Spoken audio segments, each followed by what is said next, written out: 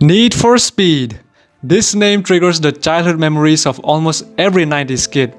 Because from 1994 till as recent as 2019, there has been a new Need for Speed game almost every year. Now before I start diving deep, let me just lay out the timeline for you. Have you ever wondered, with such varying titles, how the original storyline would have been like? There were no official story given by the developer to connect all the games, but with the power of the internet, Need for Speed community, modders, crackers, and fan theories, I present you the ultimate, comprehensive story of the Need for Speed series. Now the origins of the main protagonist is yet unknown, but we know for a fact that the character is a male. We can clearly see him during several storyline and busted cutscenes in all game appearances. Player's face is never shown, although it is partly revealed during the prologue of Need for Speed Carbon and ending of Need for Speed Most Wanted, and again as the alias Ryan Cooper in Pro Street. These facts definitely confirms that our protagonist is in fact a he, a dude, man, guy, fella, hombre, player. Well, you get the picture. I will be calling him player throughout the video. So let's get started. Once upon a time, the story starts in Palmount City in Need for Speed Carbon, where player is a crew member of Darius. Player is the best racer in Darius' team, so he arranges a big race for player against different bosses in Palmount City. But during the race, the police show up and uses kill switch against all the other bosses. Only player escapes. This was a grand plan of Darius. He tipped off the police about the race and ordered someone to switch the bag of prize money. So now, the racers think he betrayed them, his girlfriend thinks he betrayed her, he thinks that his girlfriend betrayed him because she gave him the empty bag, and Darius wants player to think that he betrayed him because player did not have the money. Absolute genius plan, gotta give credit for that. So player goes into exile riding Darius' Toyota Supra, and he goes to Olympic City, which takes place in Need for Speed Underground. There he befriends Samantha, and soon the player challenges the best racers of the city, and eventually the player takes on the number 1 racer, Melissa, in the final race, and obviously beats her to become the top racer in the underground racing scene in Olympic City. After that, he goes to Bayview City, which takes place during Underground 2. After player defeated the best racers of Olympic City, he is offered a spot in the crew of an unknown contract. Player refused the offer and was later rammed by an unknown driver who totaled the player's car. 6 months after the incident, the player arrives in Bayview City. Samantha's friend Rachel helped the player get to the racing scene. After successfully completing a series of sponsor contracts, the player becomes noticed by the Raids, led by Caleb Reese, who is revealed to be responsible for the player's crash in Olympic City. Rachel warns the player about his deals of manipulating their sponsorships in order to claim Bayview's racing scene for himself. Player proceeds to challenge the Raids and defeats them. Caleb Reese loses his sponsors and challenges the player to a final race, hence signing his own death wish, which he obviously loses in the end. After winning against Caleb Reese, player made enough money from his sponsorships to buy the legendary BMW M3 E46 GTR. Riding the BMW, he drives to Rockport City, which takes place during Most Wanted. There he makes friendship with another local racer, Mia Townsend, and he also meets up with Sergeant Cross, who gives the player a welcome gift. Remember this guy, very important.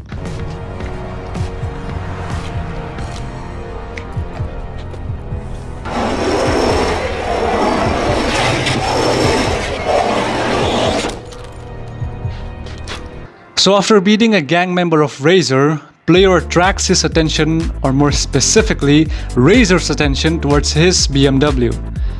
There, player learns about the Blacklist, which is the list of the best racers in Rockport City, and Razor challenges player to get a chance to be number 15 on the Blacklist, but he conditions that the loser has to give up his car. Now after being the number 1 racer in 2 cities, of course, player thinks that he can best Razor, but Razor is a cheating bastard and cuts off player's oil line before the start of the race.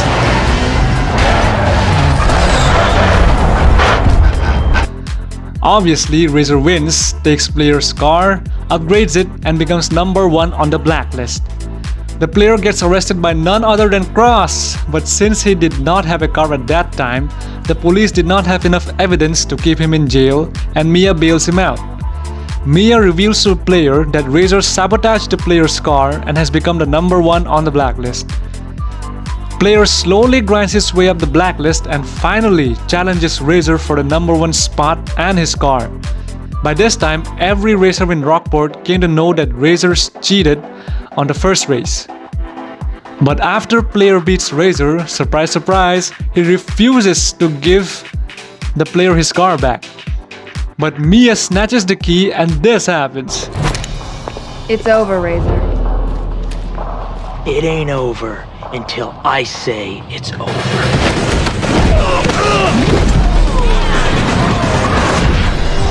What? Mia was an undercover officer all along. But since this race was the ultimate payback race, every racer was talking about it and the police show up. Mia throws the key to the player and helps him escape, but lies to Sergeant Cross. Then Cross orders every single unit behind player, and I mean everyone. Everyone! Now that player is the number 1 racer in Rockport and Cross has a personal hatred towards him, and on top of that the entire police force is raining down on him, player has to escape the city again. During the chase, Mia calls player and tells him that there is an old bridge in the outskirts which the player can jump across to escape, and he goes for it. As a result, Cross adds the player to the national most wanted list. After this, player decides to go back to Palmount and Cross quits being a police officer and becomes a bounty hunter. Player makes the long trip way back home, and on the way, Cross shows up and crashes him. Luckily or unluckily, Darius shows up and pays off Cross's bounty. And the player is in debt again, because now he has to buy a new car and on top of that make enough money to repay Darius. So player buys a new car and starts grinding again, but Darius takes the totaled BMW and keeps it. We are not shown this, but this makes total sense because he was the only one who was present there. So he takes the BMW and repairs it. If he can pay $150,000 to Cross just like that, then it is obvious that he is a millionaire. Back to the player, his ex-girlfriend Nikki tells him what he already knows, that the other racers are pissed because he tipped the police and fled the scene years ago. And also now, Palmount City is ruled by the original 3 bosses, each ruling the streets of their own. So he forms his own crew and starts defeating the bosses and captures their territory, one by one. As he progresses, he learns through his crewmates that something was not right the night of the big race, duh. But as he learns from them one by one, it all makes sense who was the mastermind behind the setup. Darius, that mother... PG-13. After defeating the 3 bosses, Nikki tells player that Darius has been using him again to defeat the other bosses so that he can defeat the player and become the undisputed boss in Palmount City. Nikki also reveals that Darius staged the race that caused the player to escape and was using them to take over Palmount. I'm telling you, Darius has the mind of a criminal underworld don. Darius orders Cross to take him to jail, but Nikki made a deal with him beforehand and promised to pay his bounty. So this is the 69th time the player is saved by a woman. I gotta say, player is a good racer, but not a player with the ladies. Get it? Always getting his ass saved by ladies. Well, it's kinda good for him. As Nikki defected from Darius, he hires all former crew bosses that were defeated by the player. I'm serious, Darius is the perfect villain. After Thanos, of course. So player defeats them all, and in the final race for the control of the city's street racing scene, player defeats Darius and takes his Audi R8. This is important because Darius possibly repaired player's original BMW and sold it to recover his losses. Then player leaves Palmount for good and goes to race legally. Here onwards, player takes up the alias Ryan Cooper, and the events of Need for Speed Pro Street takes place, where ultimately he becomes the showdown king. Ryan Cooper has won it all. Ryan Cooper has become the new showdown king. After that, player now known as Ryan Cooper continues his professional racing career and becomes a legitimate professional racer, and the events of Need for Speed Shift 1 and 2 take place.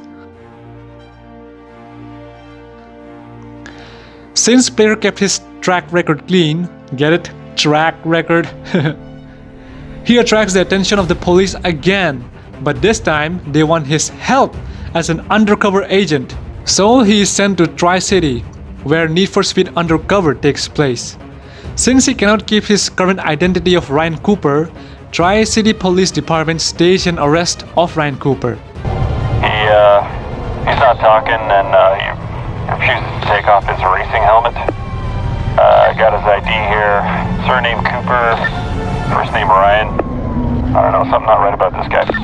In Tri-City, his handler is Chase Ling, who needs players' help to bring down an international criminal syndicate operating in the region that is involved in smuggling stolen cars. The player is instructed to pose as a new street racer and join in on major illegal street races, along with gaining infamy with the Tri-City Bay Police Department.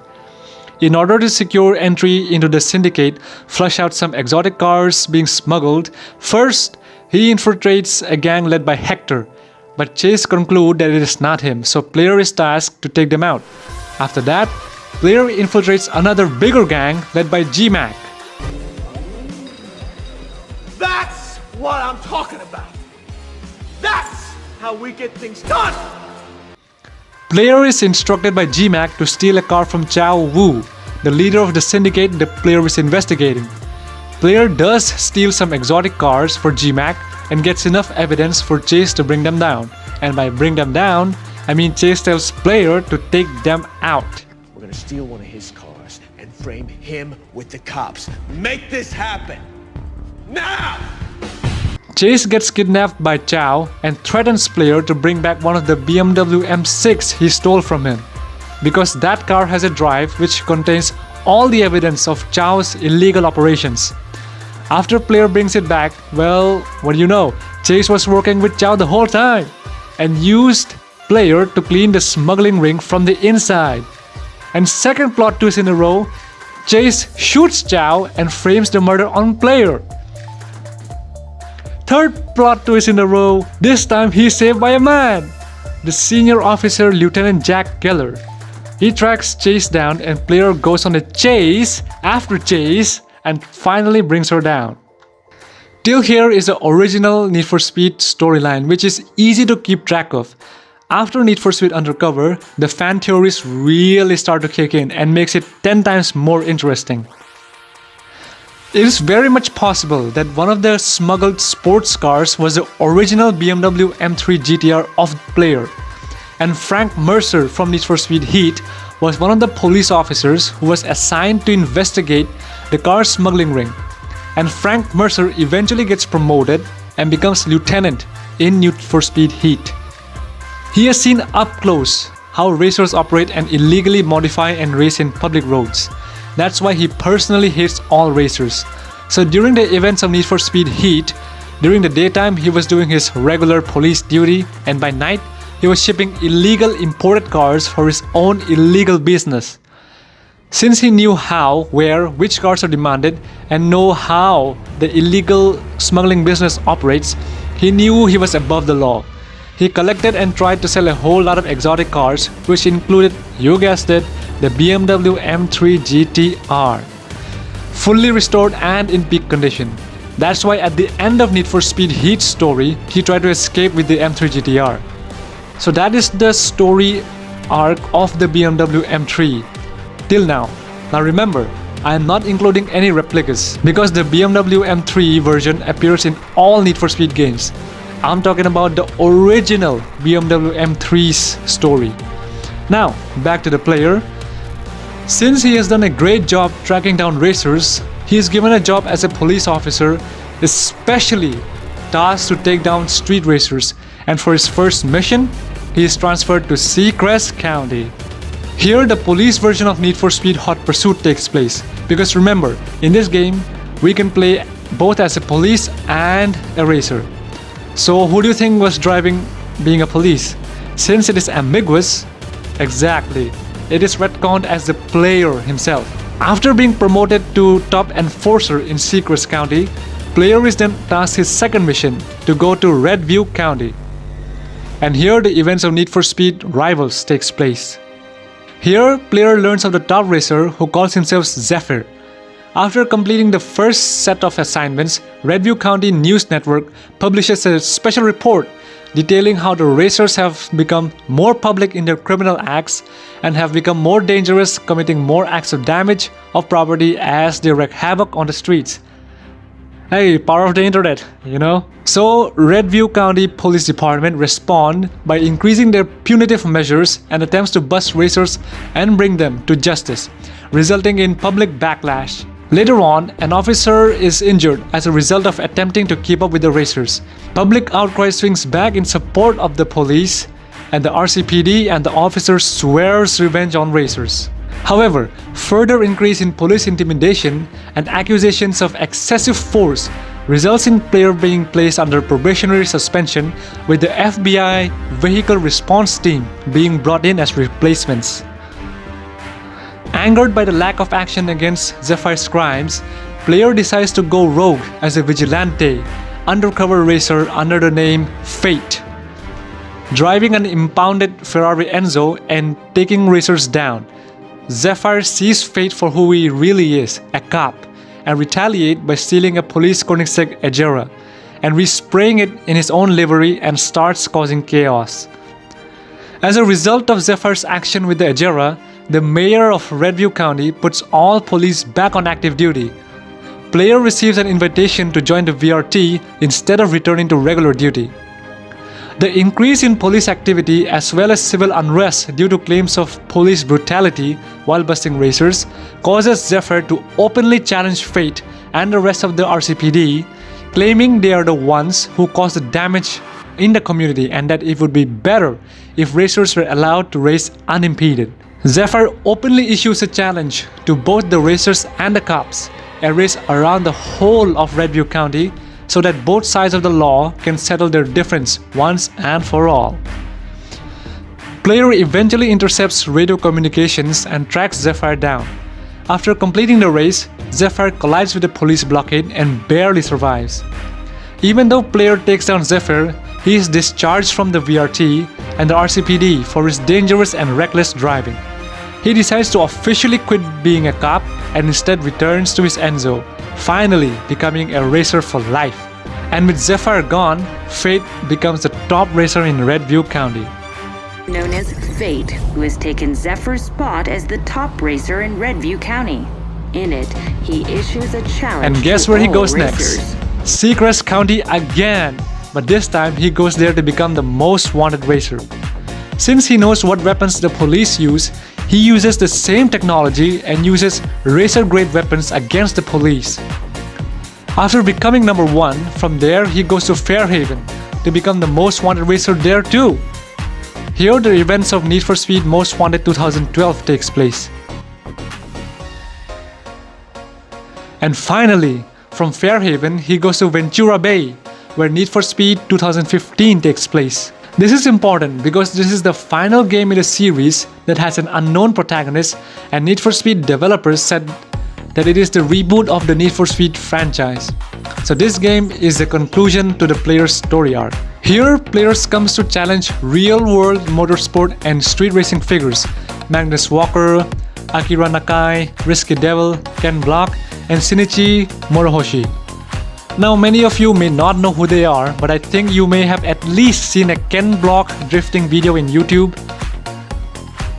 As soon as the player defeats Magnus Walker, one of his crew members becomes jealous and angry, saying that player got the chance to beat his icon before he did.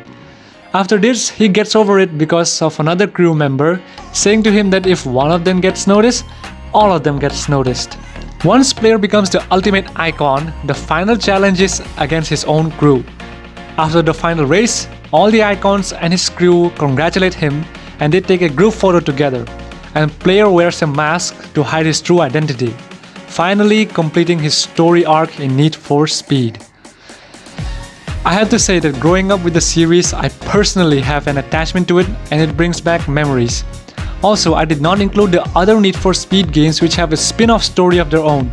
These games were Need for Speed The Run, Payback, and Heat. Now I know I mentioned Need for Speed Heat in this video, but the story in Heat is completely separate. Support me to reach out to more gamer fans by subscribing to my channel. Like this video if you liked it, dislike this video if you disliked it. My name is and I will see you in the next video. Bye!